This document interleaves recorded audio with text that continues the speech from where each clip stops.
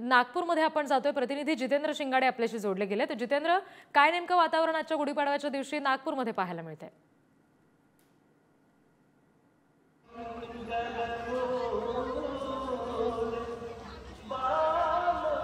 नक्कीच रिद्धी, मोठ्या उत्साहाचं आणि आनंदाचं वातावरण आहे नागपुरातही। सगळीकडे राज्यात एकीकडे निवडणुकीचा प्रचार सुरू असताना आता गुढीपाडवा देखील आलेला आहे आणि या गुढीपाडव्याच्या निमित्ताने नागरिकांमध्ये मोठ्या प्रमाणात उत्साह दिसून येत आहे। सध्या जे आपण आहोत ते तात्या टोपेनगर येथील गणेश मंदिरासमोर आहोत आणि येथून जे आहे ते आता शोभायात्रेचं आयोजन करण्यात आलेलं आहे।